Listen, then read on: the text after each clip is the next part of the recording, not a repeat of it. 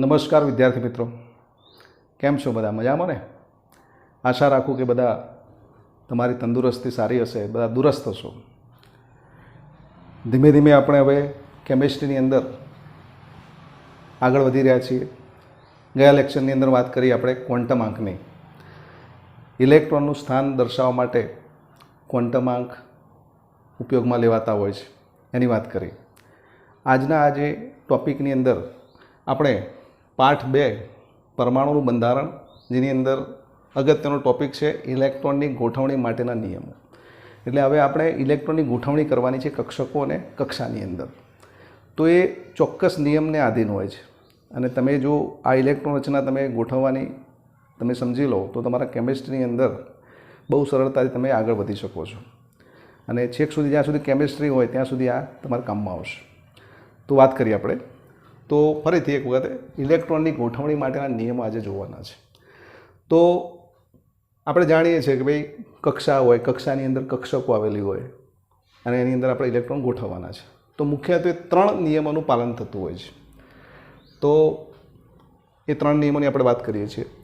પણ સૌથી પહેલાં આપણે કક્ષકોની અંદર ઇલેક્ટ્રોન જે ગોઠવીએ અને એ ગોઠવવાની જે પ્રક્રિયા કરીએ એના માટે એક શબ્દ છે ઇલેક્ટ્રોનીય રચના.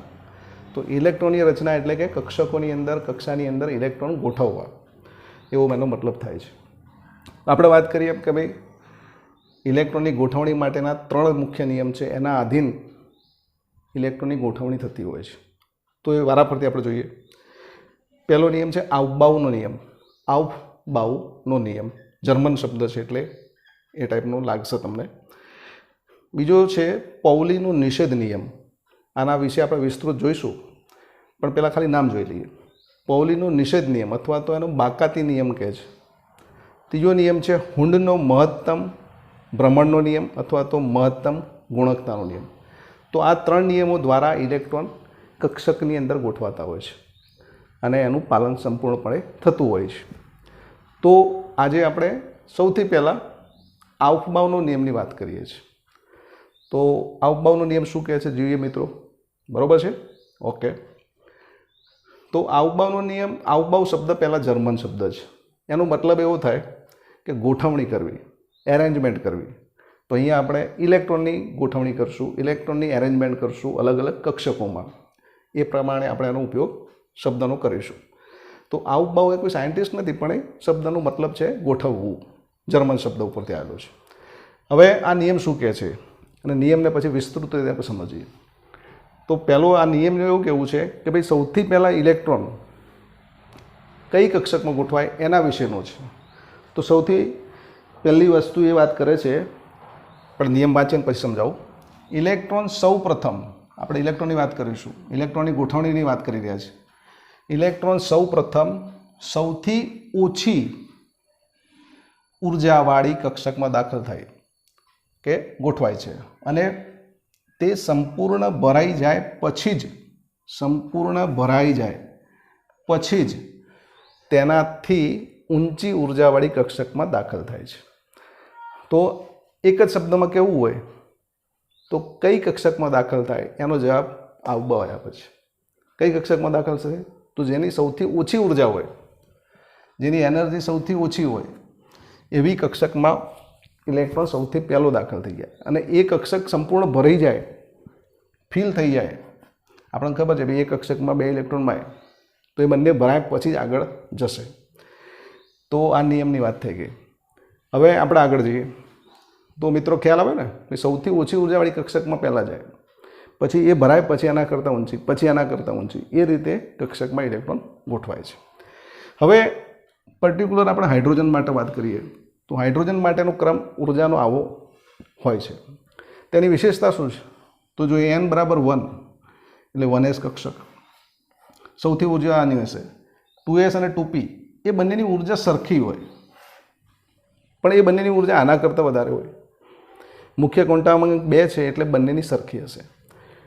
એ જ રીતે આગળ જઈએ તો મુખ્ય ક્વોન્ટમાંક 3, તો 3ની અંદર 3s, 3p અને 3d ત્રણેયની ઉર્જા કેવી હશે? સરખી હશે. પણ આ ત્રણેયની ઉર્જા આ બેની કરતાં વધારે છે. એ રીતે જ આગળ 4 માટે પણ બનશે. તો આવું હાઇડ્રોજન માટે આપણે યાદ રાખવાનું છે. અન્ય તત્વો માટે હાઇડ્રોજન કરતાં આગળના એટલે કે જેની અંદર 1 ઇલેક્ટ્રોન કરતાં વધારે છે એવા તત્વો માટે. તો એના માટે ક્રમ આ રીતે છે. આ હું સમજાવું છું કેવી રીતે આવે, પણ આ ક્રમ મેં ખાલી લખી રાખ્યો છે તમારા માટે. પહેલાં 1sમાં ભરાશે, 1s ભરાય પછી જ ઇલેક્ટ્રોન આગળ 2sમાં દાખલ થશે, કારણ કે 1sની ઉર્જા ઓછી છે 2s કરતાં. 1s ભરાઈ જાય એની અંદર 2 ઇલેક્ટ્રોન ભરાશે પછી 2sમાં જઈશું. 2sની અંદર 2 ઇલેક્ટ્રોન ભરાવાની કેપેસિટી હોય એ ભરાઈ જાય પછી આપણે 2pમાં જઈશું. એમ કરીને ગ્રેજ્યુઅલી ધીમે ધીમે ઉર્જા પ્રમાણે આગળ જવાનું છે આપણે. તો આ કક્ષકો આ રીતે ભરાય છે, પણ આપણે યાદ રાખવાનું છે. તો એના માટે હું શોર્ટ ટ્રીક તમને આપીશ પછી છેલ્લે કે આ કેવી રીતે ગોઠવવાની. પણ અત્યારે આ કેવી રીતે આવ્યું એ આપણે સમજીએ છીએ. તો આઉબાનો નિયમની અંદર n+Lના નિયમનું પાલન થાય છે. આપણે જોયું ક્વોન્ટમ આંક n એટલે કે મુખ્ય ક્વોન્ટમ આંક કહેવાય, અને L એ કોણીય વેગમાન કોણીય ક્વોન્ટમ આંક હતો, જેને આપણે ગૌણ ક્વોન્ટમ આંક પણ કહેતા હતા. કોણીય વેગમાન ક્વોન્ટમ આંક, મુખ્ય ક્વોન્ટમ આંક. તો એ બંનેનો સરવાળો કરવાનો, અને સરવાળો કર્યા પછી જેનું મૂલ્ય ઓછું આવે એ કક્ષક પહેલી ભરાશે, કારણ કે એની ઉર્જા ઓછી હશે. તો આપણે યાદ રાખીશું n+Lનું મૂલ્ય તમારે ચેક કરવાનું છે. જેનું મૂલ્ય ઓછું હોય એની અંદર એ ભરાશે. પછી આપણે એ પણ જોઈએ છીએ કે જો સરખા આવે તો પછી એમાં પાછો મુખ્ય ક્વોન્ટમ આંક n જોવાનું રહેશે. તો આ રીતે છે. તો અહીં હવે અત્યારે હું ખાલી તમને આ કક્ષકો કેવી રીતે ભરાય છે એ n+Lના નિયમના આધારે સમજાવી રહ્યો છું. ખાલી આ કેમ છે એનો જવાબ અહીંયા છે. પછી આપણે આ યાદ રાખવા માટે શોર્ટ ટ્રીક છેલ્લે વાપરશું. તો આગળ જઈએ. તો જુઓ, હવે આ જે ક્રમ છે એ 1s પહેલી કેમ છે એનો જવાબ અહીંયા છે. જુઓ તો 1s, તો મિત્રો આપણે જાણીએ છીએ કે 1s કક્ષક એટલે કે n1 એનો મુખ્ય ક્વોન્ટમ આંક એટલે n છે. 1s કક્ષક માટે વાત કરી રહ્યા છીએ આપણે, 1s અહીંયા લખું છું.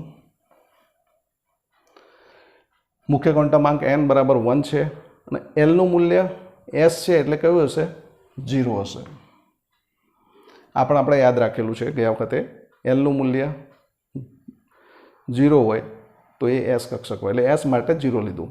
હવે આનો સરવાળો કરો, 1 + 0 એટલે 1 આવ્યું, એટલે આનું મૂલ્ય અત્યારે 1 છે. ચલો આગળ જઈએ. એના પછી આપણે ગોઠવી છે 2s કક્ષક. કેમ આવી રહ્યા છે આપણે સમજાવીએ છીએ. તો એ 2s લખીએ. તો 2s કક્ષક માટે મુખ્ય ક્વોન્ટમ આંક 2 થશે. sનું મૂલ્ય ફરીથી Lનું મૂલ્ય અહીંયા s માટે 0 હોય. આ બંનેનો સરવાળો કરશું એટલે 2 આવશે. તો એ ચેક કરી શકાય છે, જે n+Lનું મૂલ્ય 1s માટે 1 છે, 2s માટે 2 છે, એટલે કે 1નું મૂલ્ય ઓછું છે એટલા માટે 1s પહેલી ભરાય છે, પછી 2s ભરાય છે. 2s માટે n+Lનું મૂલ્ય 2 છે. ખાલી લખું છું નીચે. ચલો એના પછી કઈ કક્ષક આવે છે? 2p કક્ષક. તો 2p કક્ષક માટે આપણે ચેક કરીએ n+Lનું મૂલ્ય. તો 2pની અંદર મુખ્ય ક્વોન્ટમ આંક 2 છે, અને p હોય એટલે Lનું મૂલ્ય 1 હોય. આપણે જોયેલું છે. હવે આનો સરવાળો કરો તો 2 + 1 એટલે કે 3 આવશે. તો n+Lના મૂલ્યો ઇન્ક્રીઝિંગ ઓર્ડરમાં આવે છે, એટલે કે એમની ઉર્જા એ પ્રમાણે વધી રહી છે. 2p પછી અહીંયા આપણે 3 લખીશું. 3s, તો 3s માટે શું થાય છે? તો 3s માટે મુખ્ય ક્વોન્ટમ આંક 3 થશે. s માટે Lનું મૂલ્ય 0 હોય તો અહીંયા 3 આવશે. હવે જો આવા કેસની અંદર થોડુંક આપણે વિચારવું પડશે કે અહીંયા n+Lના મૂલ્યો 3 સરખા આવે તો પછી 2sમાં જાય કે પહેલાં પછી 3sમાં જાય. તો એના માટે તમારે મુખ્ય ક્વોન્ટમ આંક ચેક કરવાનો. આ બેમાં કોનો ઓછો છે? તો આનો ઓછો છે, 2pનો ઓછો છે એટલે એમાં પહેલાં જશે. એટલા માટે 2p અહીંયા આગળ છે, અહીંયા 3s પાછળ છે. બંનેના મૂલ્યો સરખા છે તેમ છતાં. તો આવું સરખું થાય n+Lનું તો મુખ્ય ક્વોન્ટમ આંક જોવાનું, જેનું ઓછું હોય એની અંદર પહેલાં ઇલેક્ટ્રોન મૂકવાનું. એટલે અહીંયા આપણે 2pમાં ભરવાનું થશે, કારણ કે આનું મુખ્ય ક્વોન્ટમ આંક 2 છે, અહીંયા 3 છે. તો 3s સુધી આવી ગયા. ચલો 3pની અંદર, તો 3p કક્ષક માટે શું થશે? તો 3p કક્ષક માટે મુખ્ય ક્વોન્ટમ આંક 3, pનું મૂલ્ય 2 થશે. pનું મૂલ્ય 1 થશે, એટલે 3 ને 1 4 થઈ જશે. એ જ રીતે ઇન્ક્રીઝિંગ ઓર્ડર થઈ રહ્યો છે, કક્ષકની ઉર્જા વધી રહી છે. ક્યારે સાચવવાનું? જ્યારે ઉર્જા સમાન આવે, n+Lના મૂલ્યો સરખા આવે. 3p પછી 4s આવે છે. તો 4sનું મુખ્ય ક્વોન્ટમ આંક 4 છે એટલે 4 લખશું. sનું મૂલ્ય 0 હોય છે, આપણે દર વખતે જોઈ રહ્યા છીએ. 4 + 0 એટલે 4. તો અહીંયા પાછું સમાન થયું. તો આનો જવાબ કેવી રીતે આપીશું? તો મુખ્ય ક્વોન્ટમ આંક આ બંનેમાં કોનો વધારે છે? આનો છે, એટલે એની ઉર્જા વધારે છે. આનો ઓછો છે, એટલે સૌથી પહેલાં ઓછી મુખ્ય ક્વોન્ટમ આંક જેનો ઓછો હોય એમાં પહેલાં ભરાશે. એટલા માટે 3p માં ભરાય છે, પછી 4sમાં. એટલે 3pની ઉર્જા ઓછી છે 4s કરતાં. તો આટલા સુધી આપણે આવ્યા. આના મૂલ્યો કેટલા આવે? 4 અને 4 આવે. સરખા પડે તારે એનનું મૂલ્ય ચેક કરવાનું આપણે યાદ રાખીશું. ઓછું હોય એમાં પહેલું ભરવાનું. ચલો 4s પછી કઈ આવે છે? 3d. જોડે જોડે જોઈ લઈએ. 4p ને પણ જોઈ લઈએ. ચલો, તો 3dની અંદર કેટલા મૂલ્યો થશે? 3dની અંદર 3 મુખ્ય ક્વોન્ટમ આંક. s માટે 0, p માટે 1, તો d માટે કેટલું આવશે? 2 આવશે. 3 ને 2 5 થશે. અને આના માટે પણ એ મુખ્ય ક્વોન્ટમ આંક 4 છે. s માટે 0, p માટે 1, એટલે ફરીથી પાછા 5 અહીંયા આવશે. તો આનું આપણે સોલ્યુશન એ રીતે લાવ્યા કે જેનો ઓછો n એ પહેલી, એટલે અહીંયા n ઓછો છે એટલે પહેલી ભરાય છે. તો આ રીતે તમે 4p સુધી પહોંચી જાઓ છો. તો આ રીતે આગળ આપણે ચેક કરી શકીએ છીએ. તો આ રીતે એ 5 અને 5. તો આ નિયમ જોયો આપણે n+l નો નિયમ. તો n+l નો નિયમ ફરીથી વાત કરીએ. n+l નો સરવાળો કરવાનો. જેનું n+l ઓછું હોય, એક અક્ષરની ઉર્જા ઓછી હોય એટલે પહેલાં એ ભરાય. n+nના મૂલ્ય સમાન આવે તો જેનું nનું મૂલ્ય ઓછું હોય એની ઉર્જા ઓછી હોય. તો આ n+l નો નિયમનું પાલન કરે છે. તો તમારા થિયરીમાં પૂછાય તો આ રીતે આનું સોલ્યુશન આપવાનું છે. હવે આગળ જઈએ.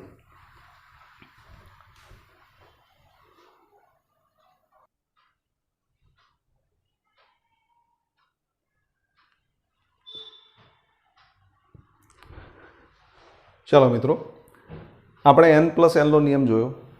હવે આ જ વસ્તુને આપણે ડાયાગ્રામના સ્વરૂપમાં પણ દોરી શકાય છે. તો જોઈએ, કક્ષકોને પહેલી 1s રાખી છે, પછી 2s 2p, 3s 3p 3d, 4s 4p, એટલે મુખ્ય ક્વોન્ટમ આંક 4 વાળી, 5 વાળી, 6 વાળી, આ રીતે આપણે ગોઠવી છે. આને આપણે ડાબી બાજુ કહીએ અને જમણી બાજુ કહીએ. તો જમણી બાજુ ઉપરથી ચાલુ કરીશું, આમ સર્પાકારે જઈશું અને છેલ્લે આપણે આ ઉપરની જમણી બાજુ અને નીચેની ડાબી બાજુએ પૂરું થશે. તો અહીંયા આપણે જોઈએ તો સૌથી પહેલાં 1s ભરાશે. જે તીરની ડિરેક્શન છે એ દિશામાં ભરવાની 1s. પછી અહીંથી પાછા જવાનું, આપણે પાછા જઈને તૂટક રેખામાં બતાવીએ છીએ. પછી પાછા 2sમાં, એટલે પહેલાં 1s ભરાય છે. 1s ભરાયા પછી 2sમાં આવ્યા. 2sથી પાછા જઈશું તો 2p આવશે. 2p પછી 3s, 3s પછી અહીંથી પાછા રિટર્ન જઈશું. સર્પાકારે જવાનું છે આપણે. તો 3s પછી 3p ભરાય, 3p પછી 4s ભરાય છે. 4s પછી 3d આવશે, એટલે આપણે અહીંયાથી આમ જઈશું આ રીતે. 3d પછી 4p, 4s અને આ રીતે ક્રમિક ભરતા જઈશું આપણે. 4f પછી 5d. તો અહીંયા આપણે ચેક કરીએ. 4f પછી 5d, 5d પછી 6p, 6p પછી 7s અને 7s પછી પાછા અહીંથી રિટર્ન જઈશું. જો અહીં હવે 4f છે, 4f પછી આગળ હશે પણ આપણે કંઈ જરૂર નહીં પડે એની ભરવાની, એટલા માટે બાકી આગળ હોય આની આગળ. તો આ રીતે પણ આને સમજી શકાય છે. પણ આ થોડુંક તમારે તૈયાર કરવામાં થોડીક તકલીફ પડે, દોરવું પડે. તો આના કરતાં એક શોર્ટ ટ્રીક તમને બતાવું છું, તો એ જોઈએ. હવે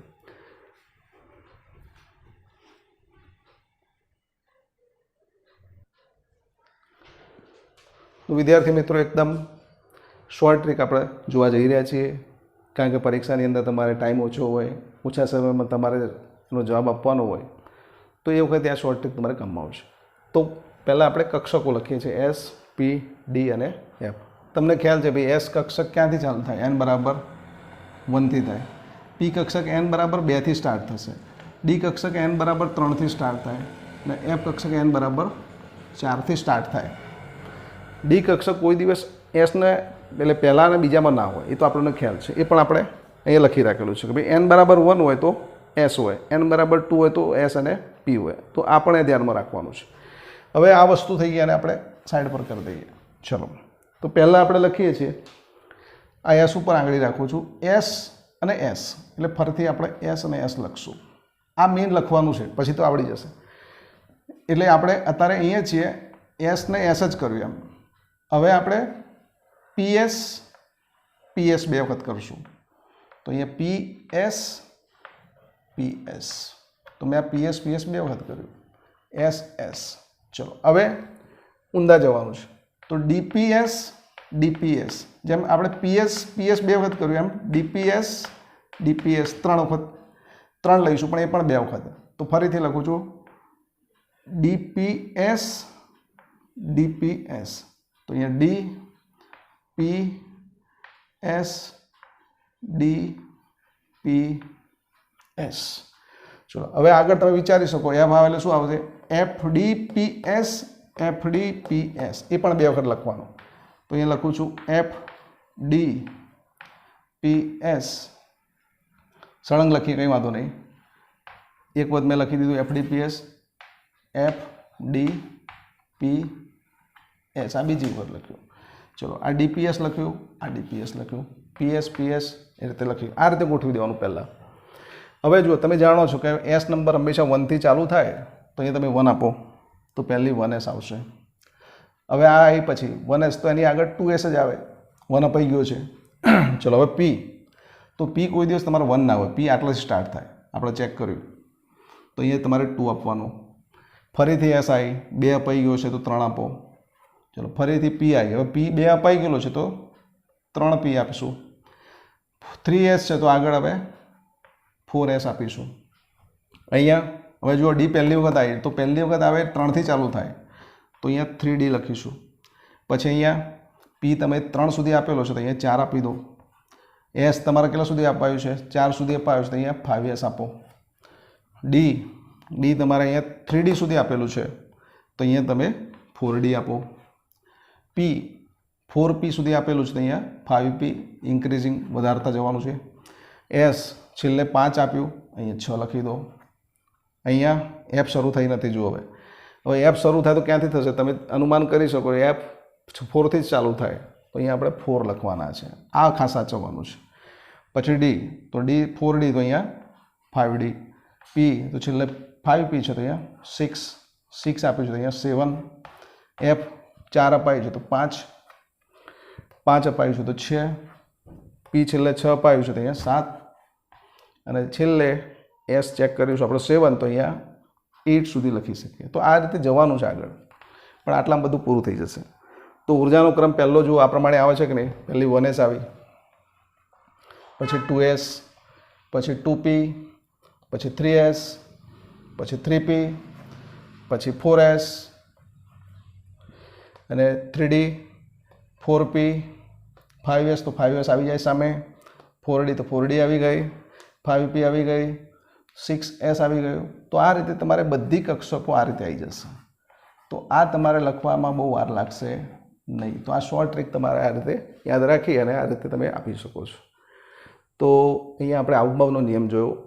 ફરીથી એક વખત વાત કરીએ, આવભાવનો નિયમ શું કહે છે કે ઇલેક્ટ્રોન એવી કક્ષકમાં ગોઠવાય કે જેની ઉર્જા સૌથી ઓછી હોય, એ સંપૂર્ણ ભરાય પછી જ આપણે આગળ જવાનું છે. અને આવભાવના નિયમમાં આપણે જોયું કે n+nના નિયમનું પાલન થાય છે, એ પણ જોયું. અને સૌથી સરસ આપણે ટ્રીક જોઈ કે આ રીતે આપણે સરળતાથી ઓછા સમયમાં ઇલેક્ટ્રોન ભરી શકશું. તો અહીંયા આપણે આવભાવનો નિયમ એ પૂરો કરીએ છીએ.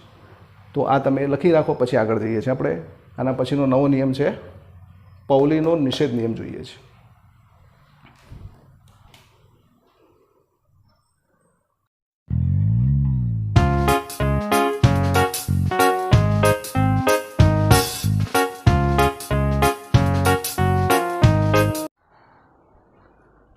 વિદ્યાર્થી મિત્રો, આપણે આવભાવનો નિયમ જોયો. હવે આપણે બીજો નિયમ છે પૌલીનો નિષેધ નિયમ. ઇલેક્ટ્રોનની ગોઠવણી માટેનો બીજો નિયમ પૌલીનો નિષેધ નિયમ. નિષેધ કરવો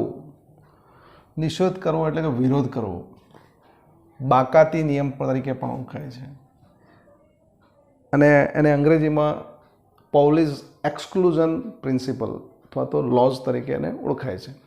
એક્સક્લુઝન એટલે ફક્ત વિરોધ કરવો. તો વિરોધ કઈ બાબતમાં કરે છે તેની વાત કરીએ આપણે. તો પૌલીનો નિયમ એક શબ્દમાં કેવું હોય તો શું બતાવે છે?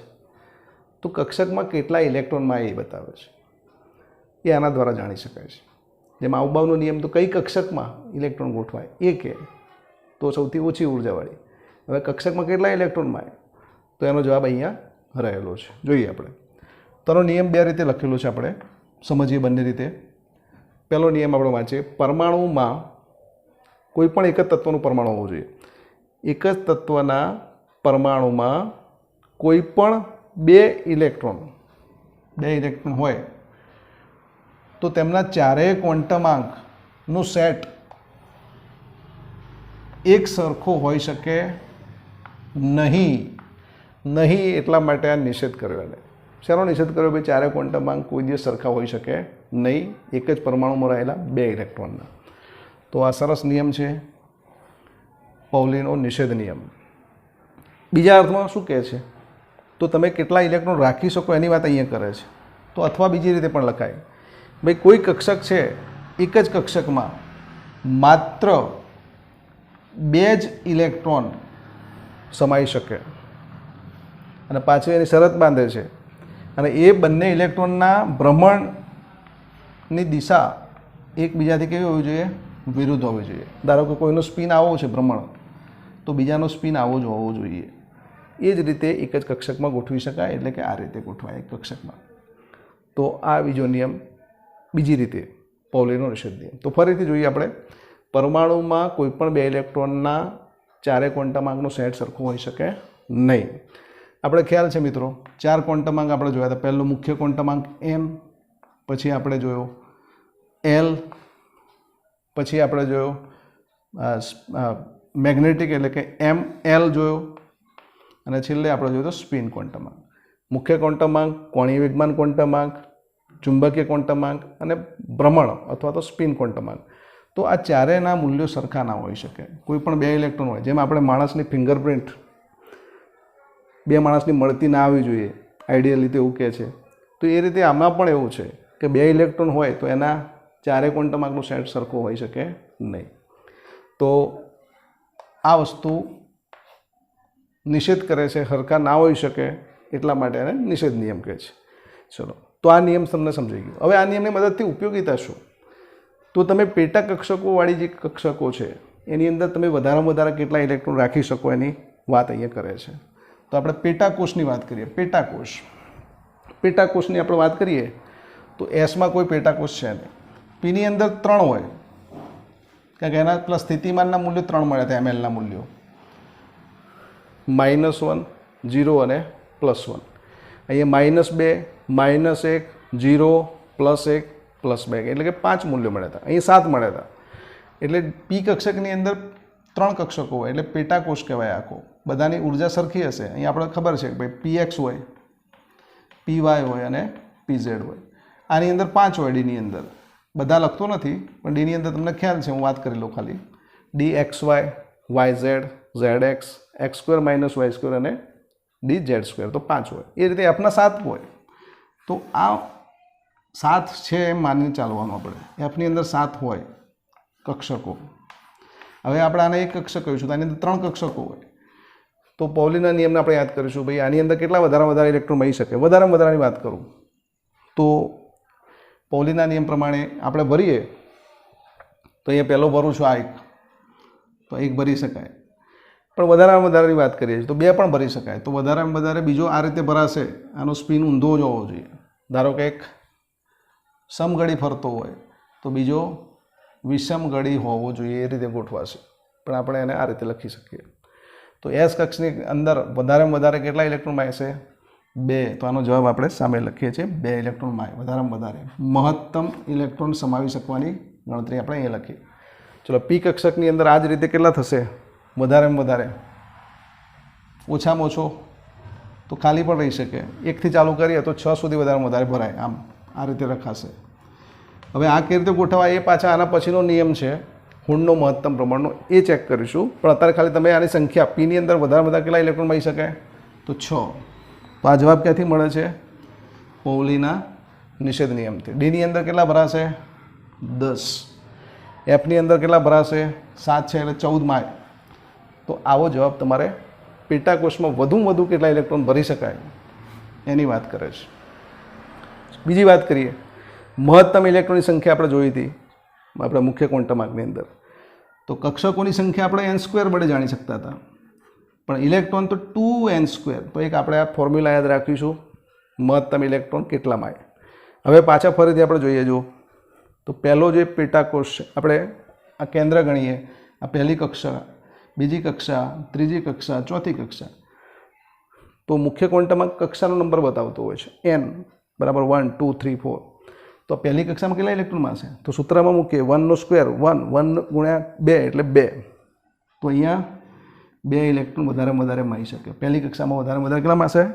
2 ઇલેક્ટ્રોન. તો આપણે લખીએ છીએ અહીંયા 2 ઇલેક્ટ્રોનમાં અહીંયા વધારેમાં વધારે. ચલો 2 મૂકો તો 2 નો વર્ગ 4, 4 દુ 8 એટલે અહીંયા 8 ઇલેક્ટ્રોન મળશે બીજી કક્ષામાં.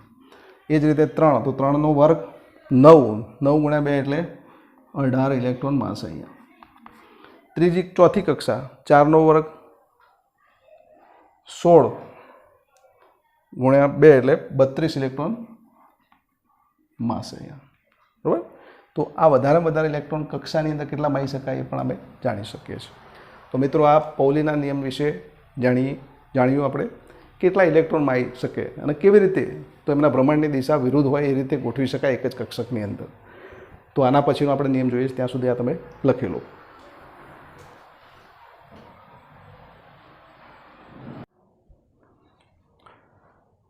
વિદ્યાર્થી મિત્રો, આપણે ઇલેક્ટ્રોનની ગોઠવણી માટેના 2 નિયમો જોયા. આઉબાઉનો નિયમ જોયો, પૌલીનો નિષેધ નિયમ જોયો. ઇલેક્ટ્રોનની ગોઠવણીમાં આપણે ધીમે ધીમે આગળ વધી રહ્યા છીએ. હવે છેલ્લો નિયમ છે હુન્ડનો મહત્તમ ગુણકતા અથવા તો મહત્તમ ભ્રમણનો નિયમ. આ રીતે વાંચશું આપણે, હુન્ડનો મહત્તમ ગુણકતાનો અથવા તો મહત્તમ ભ્રમણનો નિયમ. તો જોઈએ શું કહે છે.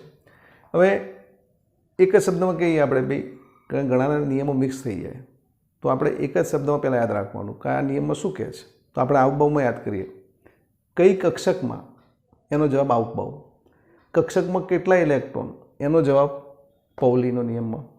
હવે પેટા કક્ષકની અંદર ઇલેક્ટ્રોન કેવી રીતે ગોઠવાય, પેટા કક્ષકો એટલે સમશક્તિવાળી જે કક્ષકો છે એમાં ઇલેક્ટ્રોન કેવી રીતે ગોઠવાય એની વાત હુન્ડનો નિયમ કરે છે. એટલે આ નિયમ છે એ P માટે છે, D માટે છે, F માટે છે, S માટે નથી એવું કહી શકાય. તો એના નિયમની વાત કરીએ તો પહેલાં જ વાત કરીએ છીએ આપણે સમાન પેટાકોષ. સમાન પેટાકોષ, ધારો કે P કક્ષક છે તો PX, PY, PZ, તો આ સમાન પેટાકોષ કહેવાય. એ રીતે D હોય તો D હોય તો Dની 5 બનશે, XY, YZ, ZX, X² - Y² અને DZ². તો આનો સમાન પેટાકોષ કહેવાય Dનો. તો સમશક્તિ કક્ષકો કહેવાય કે આ બધાની ઉર્જા સરખી હશે. ધારો કે આ Pની 3 પેટા કક્ષકો જે છે એની ઉર્જા સમાન હોય, ડીજનરેટ P કક્ષક કહીશું. આ જ રીતે 5 કક્ષકો જે હોય એ ડીજનરેટ હોય કારણ કે એમની ઉર્જા સરખી હોય છે. તો એમની અંદર ગોઠવણી સમજાવશે. સમાન શક્તિવાળી કક્ષકો અથવા તો સમાન પેટાકોષની અંદર કેવી રીતે ઇલેક્ટ્રોન ગોઠવાવા એ અંગેની બાબત હુન્ડનો નિયમ કહે છે. તો નિયમ જોઈએ આપણે. સમાન પેટાકોષ એટલે કે P કક્ષક, D કક્ષક અથવા તો F કક્ષક માં ઇલેક્ટ્રોન સૌ પ્રથમ એકાંકી રીતે ભરાય. એકાંકી એટલે પહેલાં એક ભરાય એ રીતે ભરાશે અને અર્ધપૂર્ણ પેટાકોષ થઈ જાય. એટલે કે બધી કક્ષકો જે હતી એની અંદર એક ઇલેક્ટ્રોન થઈ જાય. એટલે કે અર્ધપૂર્ણ પેટાકોષની રચના થાય પછી જ તેમનું યુગ્મીકરણ થાય છે. એટલે પહેલાં સિંગલ ભરાશે, અર્ધપૂર્ણ પેટાકોષ આપણે જોઈએ છીએ એ થઈ જાય પછી જ એ યુગ્મન કરવાનું ચાલુ કરશે, પછી પેરિંગ ચાલુ થાય. તો બીજા અર્થમાં મહત્તમ ભ્રમણની પણ વાત કરે છે. ભ્રમણ એટલે કે સ્પિન મહત્તમ થાય એ રીતે ગોઠવાશે, મહત્તમ ભ્રમણ અથવા તો ગુણકતા જળવાય એ રીતે ગોઠવાશે. તો આપણે એને ઉદાહરણ દ્વારા સમજીએ તો સારું રહેશે. તો ભ્રમણ પણ મહત્તમ રહેવું જોઈએ, એકાંકી રીતે ભરાય અને પછી એમનું યુગ્મીકરણ થશે. તો અહીં આપણે વાત કરીએ કે મારે ધારો કે Pની કક્ષકમાં ઇલેક્ટ્રોન ભરવાના ચાલુ કરવા છે, તો મારે એક જ ઇલેક્ટ્રોન ભરવો છે. તો તમને ખ્યાલ છે કે PX, પીવાય અને પીઝેડ છે, આ ત્રણેય સમાન શક્તિવાળી ઉર્જાવાળી કક્ષકો છે, એટલે કે સમશક્તિ કક્ષકો છે, કારણ કે આ પીની જ કક્ષકો છે. પીમાં પીના પેટાકોષમાં 3 કક્ષકો હોય છે. મારે 1 ઇલેક્ટ્રોન ભરવો કેવી રીતે ભરીશ? તો પહેલો ઇલેક્ટ્રોન આ રીતે ભરીશ. ચલો હવે મારે ધારો કે 2 ઇલેક્ટ્રોન ભરવા છે, તો બીજો ઇલેક્ટ્રોન આ રીતે ભરીશ. અહીંયા તમારે ભરવાનો નથી, પેટાકોષની વાત ચાલી રહી છે. આપણે આ પેટાકોષ છે, પેટાકોષ એટલે કે આખું આ સમશક્તિવાળું 3નું જે પેટાકોષ કહેવાય. તો મારે પહેલાં 1 ઇલેક્ટ્રોન ભરવાના છે. ચલો 2 ઇલેક્ટ્રોન ભર્યા, ધારો કે મારે આગળ એનથી વધારે 3 ઇલેક્ટ્રોન ભરવા છે, તો પહેલો 1, પછી બીજો, પછી ત્રીજો, આ રીતે ભરાશે. ચલો હવે 3 થઈ ગયા, એટલે હવે આની કેપેસિટી પીની કેટલી હોય? 6 ની હોય.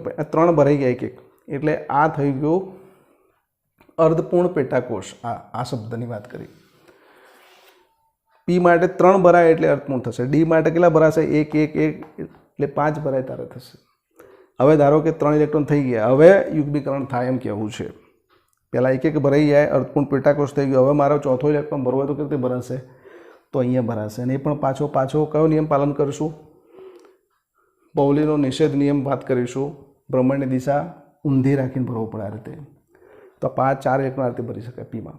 હજી આગળ જવું છે તો આ રીતે ભરાશે. હવે તો આ જ રીતે ડીની અંદર પણ, તો ડીની અંદર સપોઝ મારે 1 ઇલેક્ટ્રોન ભરવો છે, તો પહેલો આ રીતે ભરાશે.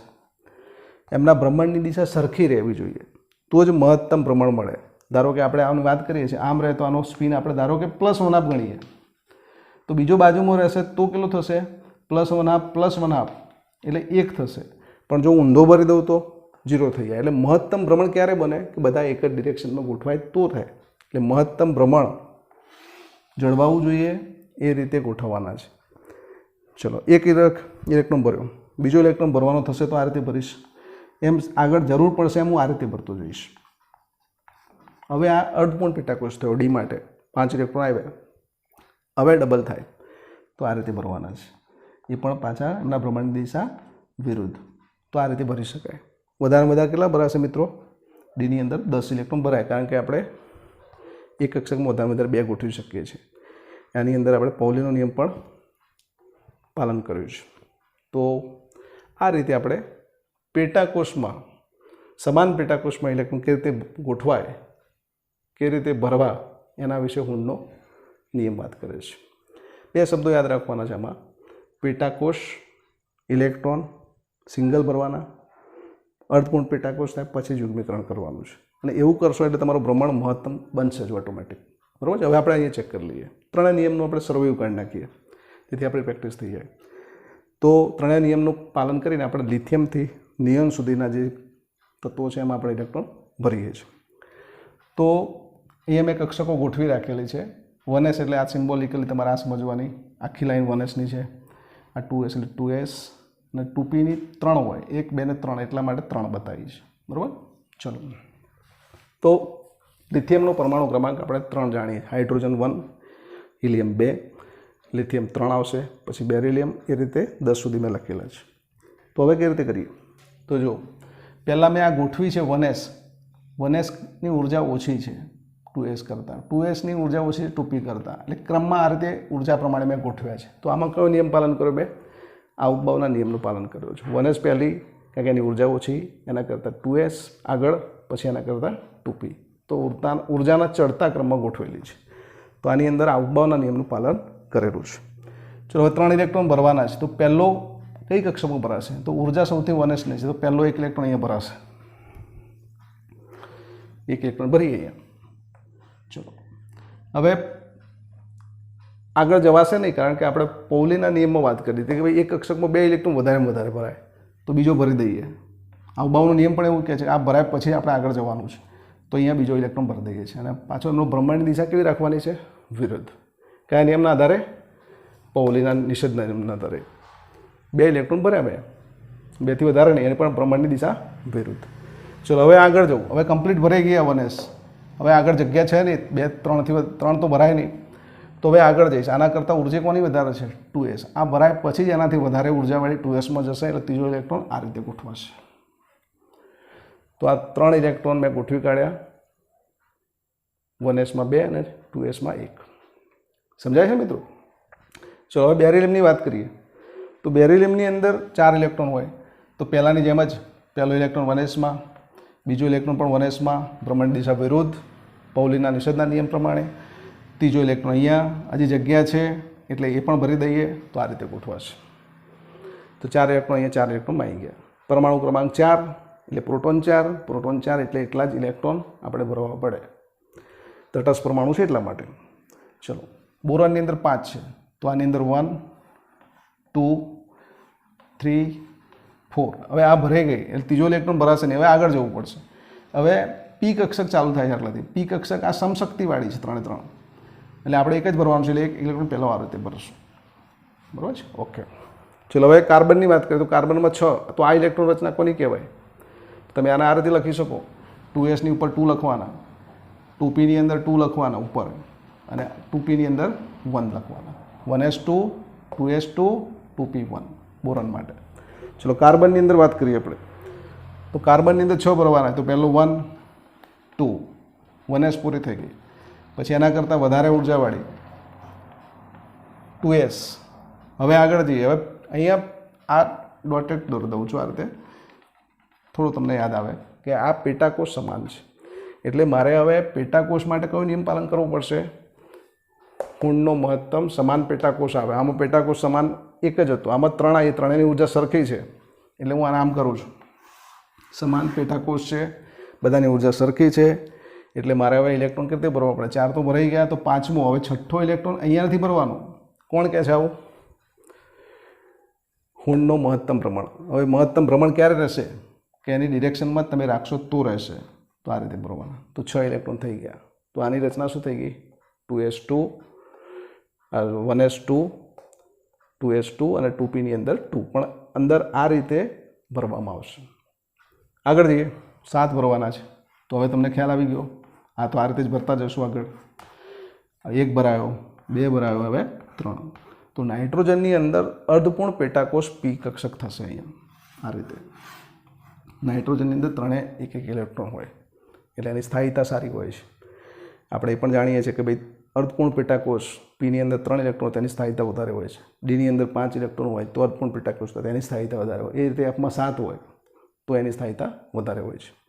હવે આગળ જઈએ તો આપણે આની અંદર પીમાં જે ભરી રહ્યા છીએ કોના આધારે ભરી રહ્યા છીએ? ખૂણના મહત્તમ પ્રમાણના નિયમના આધારે. ઓક્સિજનની પરમાણુ ક્રમાંક 8 એટલે ઇલેક્ટ્રોન 8 છે તો પહેલાં 1sમાં 2 2sમાં 2 પછી 2p ની અંદર પહેલાં 1 ભરવાનો, 4 ને 5 6 7. હવે યુગ્મીકરણ કરવું પડશે આપણે. તો યુગ્મીકરણ કરીએ અને એમાં પાછું પણ સ્પિન તો એનો વિરુદ્ધમાં રાખવો પડશે. આ ઓક્સિજનની ઇલેક્ટ્રોન રચના. ફ્લોરિન 1 2 3 4 5 6 7 8 અને 9. 1 ઇલેક્ટ્રોનની ઉણપવાળા હોય છે. સંયોજકતા કોષ આનો કયો કહેવાશે? 1s એટલે પહેલી કક્ષા, કેન્દ્ર અહીંયા છે. 12 બીજી 2s એટલે આને સંયુક્ત કક્ષા 2 વાળી કહેવાય. એટલે 2 વાળી કઈ કક્ષકો છે? આ તો સંયુક્ત કક્ષામાં કેટલા ઇલેક્ટ્રોન થાય? ફ્લોરિનમાં 2 અને 5 એટલે કે 7 થાય. એટલે 1 ઇલેક્ટ્રોનની ઉણપ હોય એટલે આ લોકો ઇલેક્ટ્રોન લેવાની ઉણપવાળા હોય છે. એ આપણે જોઈશું આના પછીના પાઠમાં. ચલો નિયોનની અંદર તો નિયોનની અંદર અહીંથી 2 ભરશું. ચલો પેટાકોષની અંદર વાત કરીએ પી કક્ષકોમાં તો 4 ભરાયા, 5 6 7 8 9 અને 10. તો 10 10 ઇલેક્ટ્રોન. તો અહીંયા પૂર્ણ પેટાકોષ થાય છે. સમજો મિત્રો, પીની અંદર 3 ભરાય ઇલેક્ટ્રોન તો આ અર્ધપૂર્ણ પેટાકોષ કહેવાય. પેટાકોષ શોર્ટમાં લખું છું. આ ટાઈપનું બને પીની અંદર અને આ રીતનું જો પીમાં બને તો આને પૂર્ણ પેટાકોષ કહેવાય. આપણે જાણીએ છીએ ભાઈ નિયોન છે કયા સમૂહ તત્વ છે? 18મા સમૂહનું. એની સંયુક્ત કોષમાં કેટલા ઇલેક્ટ્રોન થયા? તો આ 2 અને આ 6 એટલે 8 ઇલેક્ટ્રોન થયા. એટલે કે એના 8 8 ઇલેક્ટ્રોન સંયુક્ત કોષમાં ભરેલા છે એટલે ઇલેક્ટ્રોન ગુમાવે પણ નહીં, મેળવે પણ નહીં. એટલે આ લોકો નિષ્ક્રિય તત્વો તરીકે ઓળખાય છે. તો મિત્રો સમજાવ્યું તમને આપણે ઇલેક્ટ્રોનની ગોઠવણી કરી કઈ કક્ષકોમાં 3 નિયમોને આધીન. તો આ નિયમો આપણે તમારે સરળતાથી યાદ રહે એ રીતે સમજાયા છે. તો આપણે ફરીથી આનું પુનરાવર્તન કરી લઈએ. પહેલો નિયમ જોયો આપણે અવબાવનો નિયમ.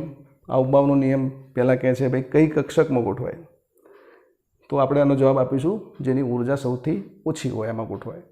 પાઉલીનો નિષેધ નિયમ, તો કક્ષકમાં કેટલા ઇલેક્ટ્રોન ગોઠવી શકાય અને કેવી રીતે, તો વધારેમાં વધારે 2 અને ભ્રમણની દિશા વિરુદ્ધ રહે તે રીતે. હુન્ડનો મહત્તમ ભ્રમણનો નિયમ પેટા કક્ષકની વાત કરે. પેટા કક્ષકોમાં ઇલેક્ટ્રોન પહેલાં એકાકી ભરવાના, અર્ધપૂર્ણ પેટાકોષ થાય પછી જ એમનું યુગ્મીકરણ કરવાનું છે. તો 3 નિયમો છે. તો અહીંયા આપણે આ ટૉપિક અહીંયા પૂરો કરીએ છીએ, ઇલેક્ટ્રોનની ગોઠવણીના નિયમો. તો આ તમે આ સરસ રીતે ઇલેક્ટ્રોન રચના તમને સમજાવી, એની પ્રેક્ટિસ કરતા જાઓ. તમારા ચોપડીની પાછળના પાના ઉપર ઇલેક્ટ્રોન રચના આપેલી છે, તો તમે આનાથી આગળના તત્વોની પણ કરશો. અમુક અપવાદ પણ આવશે, તો એ પણ જોવાનું રહેશે. હવે તો મિત્રો અહીંયા રાખીએ છીએ આપણે. ઓકે, ચાલો.